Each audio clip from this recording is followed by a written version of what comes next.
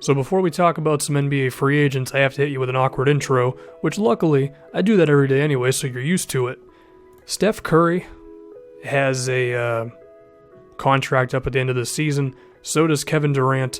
I assume that both of these guys are going to be back for the Warriors, so even though they're the two best free agents in this upcoming class, I'm not really going to pay attention to them because they're going to be back in Golden State. And also in the case of Serge Ibaka, I really believe he's going to get traded, and then the team that trades for him is going to re-sign him. So as a result, I don't want to dive into his situation too much. And then we have a couple of point guards. George Hill, while he is like my favorite player in the NBA, I do think he's going to stay in Utah. Call it a gut feeling, I don't know, but I have a decent idea he's going to stay. And then Drew Holiday is a very good player when he's healthy, but I think he's just a shade below the rest of the guys here, so I don't want to dive into him too much. Now let's talk about him. The first one is Chris Paul, who is like 30 years old at this point. Feels like he's been in the NBA for like 25 years.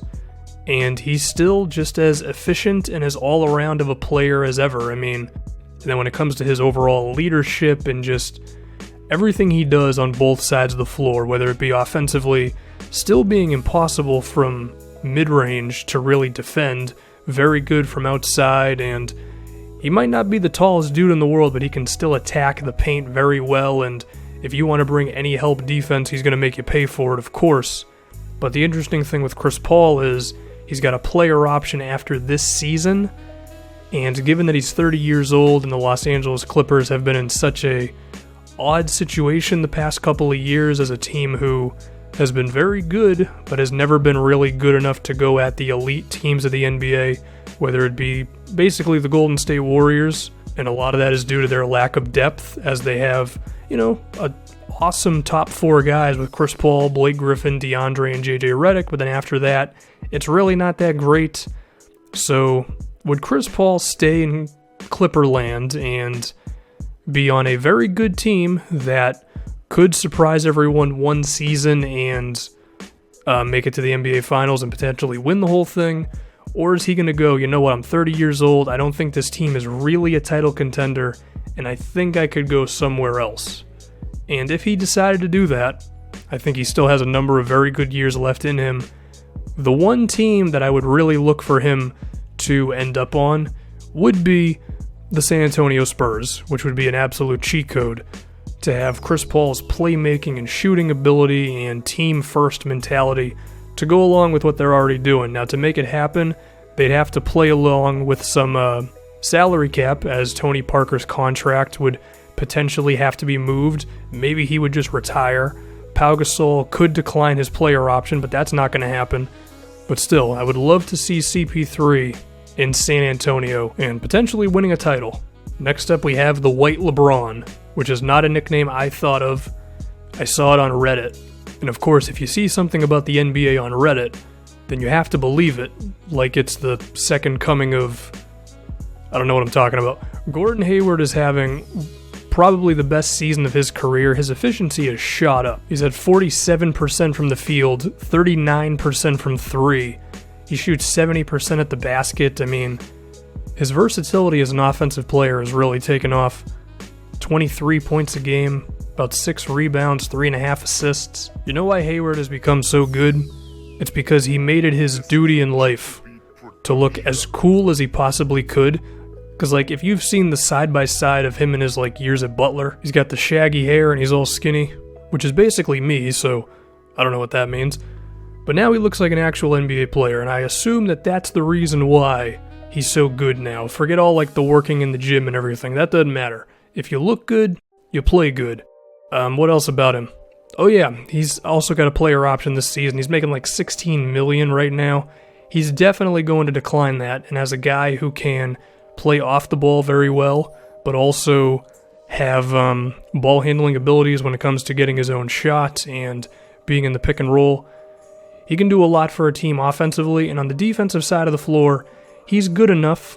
He's never going to be one of the best defensive players in the NBA, but he's never going to be one of the worst either.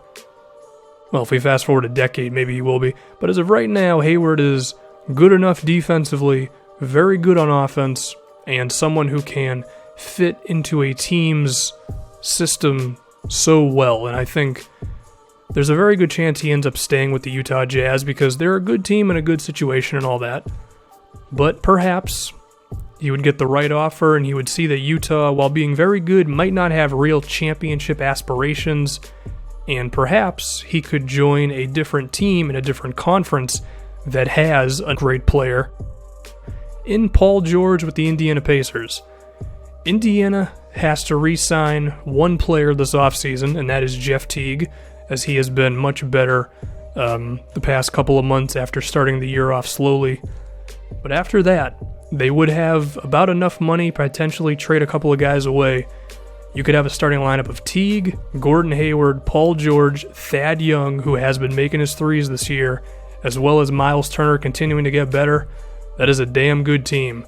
Now it's time for a player as well as a team that has had some of the most confusing amount of months that you can ever have in an NBA season, or a period of NBA seasons. Let's start off. Paul Millsap is a damn good player. Similar to Gordon Hayward, his versatility is really his strength. I wouldn't say he's necessarily great at any one thing. Well, maybe defense, but in terms of his offense, he's not great at any one thing offensively, but it's a combination of so many things. His playmaking is very good. His ball handling, ability to beat opposing big men off the dribble with around the back moves and between the legs, and if he gets in the post, he can hit a fadeaway, he can hit hook shots, and Millsap's craftiness inside is very impressive as well. He's also gained the ability to take the ball on the open floor, so if he gets a rebound, he can continue it himself, and one of my favorite things he does is forces mismatches so often against small guys who he can take into the post, and of course they have no chance. And then if you want to bring help, he's going to use that passing ability to hit someone for an open look. But now, back to the confusion of it all. Millsap has been nearly traded a number of times. The Hawks seemed like a team that was going to take a dip this season. They've grown back into being, maybe like the 4th or 5th seed in the Eastern Conference. Still a good team, but with Millsap's player option coming up and him being above 30 years old, I think there is a decent enough chance that he could find himself just somewhere else in the NBA. Or, of course, like all these guys, he could just decide that he really likes Atlanta and he wants to stay. But he would fit in on pretty much any team in the NBA today. I mean, when you're a power forward who can play defense as well as he can and be so versatile offensively and be a great playmaker, he's a very good player, Millsap. And I think one team that could actually be really interesting, and it might surprise you a bit, the Denver Nuggets, who, with the emergence of Nikola Jokic, could actually be a hell of a team with Paul Millsap. And the thing is, Millsap's a weirdo. He almost signed with the Magic like 2 years ago. The Nuggets have nearly traded for him before.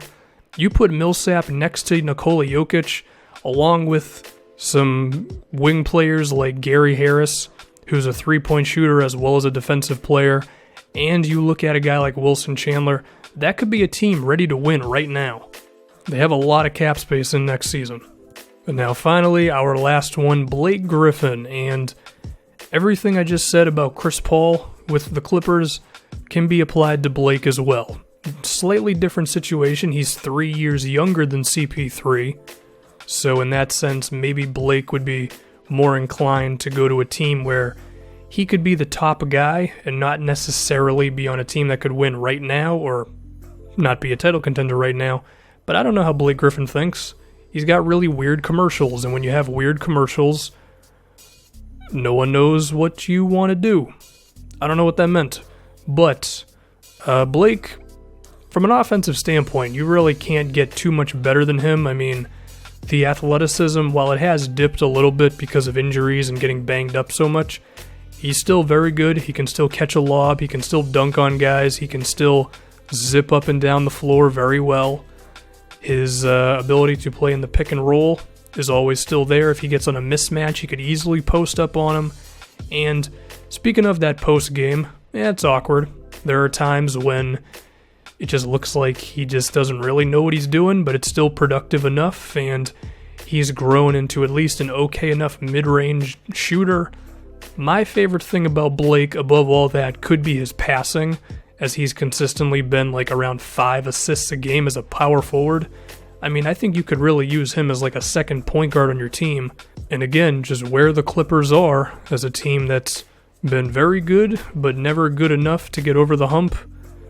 I don't know, maybe these guys see this situation and they go, this isn't really working in LA. We could just be the 3 seed forever, or I could just go somewhere else and see if it'll get better. And if that's the case, I think an interesting team that Blake could potentially end up on would be the Boston Celtics. First and foremost, they have rebounding problems. Blake would definitely help out. And then from an offensively, like, they have Amir Johnson at the power forward position right now. Blake Griffin's going to do a lot more for you than Amir is. And then if you look at Isaiah Thomas and what he can do and how difficult he and Al Horford are to defend, imagine Al Horford, Isaiah Thomas, and Blake Griffin having defending all 3 of those guys. That could be scary to stop.